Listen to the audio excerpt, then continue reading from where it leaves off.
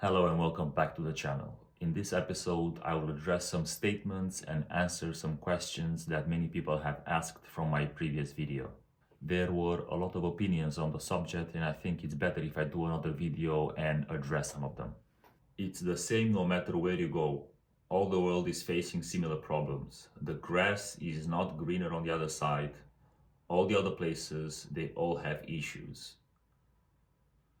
Well, yes, there is no perfect place. It all depends on what is it you want to do and how do you want to do it.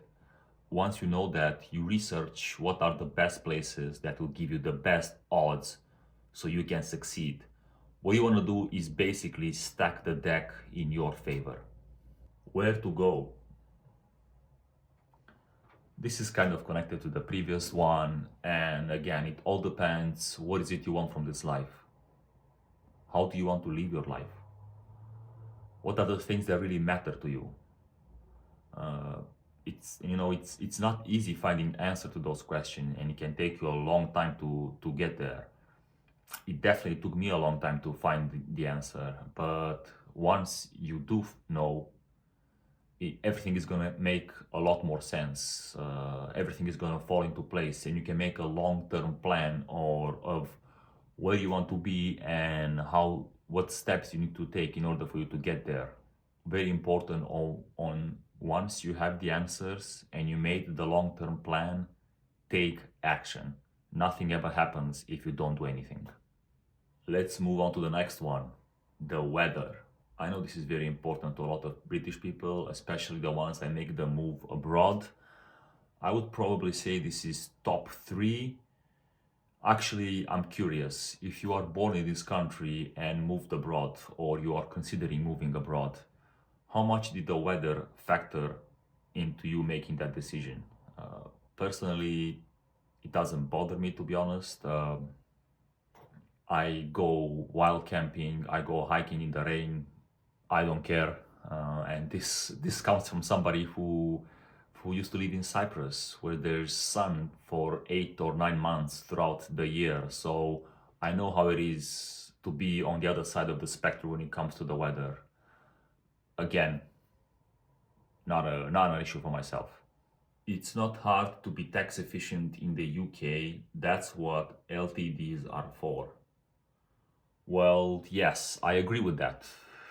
But again, it depends what kind of business are you trying to open and in what sector does it operate. I already considered that, obviously, and I seeked advice from people who are qualified to offer that advice. And the answer I got back was pretty clear on what it means costs-wise on a yearly basis and the long-term bigger picture. All I'll say is that I did not like the long-term projections. Someone said IR35 was introduced in the year 2000, making it more than 24 years old today. That's a correct statement, actually. What I should have said, or what I was referring to, were the changes, the reforms that law underwent in 2017 and 2021, because those reforms drastically changed the way the legislation was applied. The 2017 reforms, which targeted the public sector, shifted responsibility of determining IR35 status from the contractor to the hiring company. This was later extended in 2021 to the private sector, creating all kinds of challenges. Many contractors faced increased scrutiny, financial strain, and the loss of previously available flexible working arrangements, fundamentally changing the contracting landscape. Some people complain that I said that the UK is finished. That's not what I said if you actually watched my last video and the one previous to that.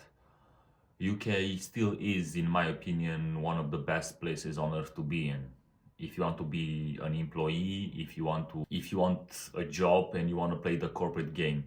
What I said is that the environment for small businesses has become more, well, hostile, which means people will be less incentivized to take that risk and open a new business. They will just look for employment at an already big established company. which means that those big company will not have as much competition. I mean, that's good for them, but I don't think that will be good in the long run for the bigger economic picture. That's just my opinion. Competition is good, and small businesses should be incentivized to become big if they offer a good product or a good service. A lot of people mention immigration as well. That is a very hot topic, and a lot of British people are not happy at all with that, are not happy at all with what's happening and how the political class are basically handling that situation. They are not handling it at all. I think they're just ignoring it, and regular people are getting fed up with it. I don't think the situation will improve or get better unless there will be some kind of political revolution. You failed to mention the big elephant in the room, Brexit, someone else says. That can be a full video on its own. I think a politician's job, especially a prime minister, is to lead and unite the country behind them. The way Brexit was handled did exactly the opposite. It split the country in two, and people are still arguing about it more than 8 years later. Whether it was a good decision or a bad decision, I don't know. Time will tell. We'll see. And the last question that a lot of people ask, where are you going? Well, I've been preparing for this moment for some time now. I've been saving money and contributing to a budget for years. At first, I thought I'll give it a try in the UK, but my opinion changed slowly over time. So I'll be in Romania for the next couple of months, which will do two things. First, I will be spending time with family members, which is something that I haven't done in a very long time. And second, the budget that I have allocated for this will last me in Romania, well, at least a year, comfortably, which means I'm literally buying more time for me to focus on this venture, which gives me better chances of success. And to wrap it all up, I would like to say thank you to everybody who watched and commented on the last video. I appreciate all the feedback, and I got a lot more interaction than I expected. I also want to say thank you to all the people who subscribed, and welcome to the channel. I will be posting updates on this as soon as I have them. Just please bear with me, as I will be incredibly busy in the next 2 to 3 weeks, having to sort out all the logistics of the move.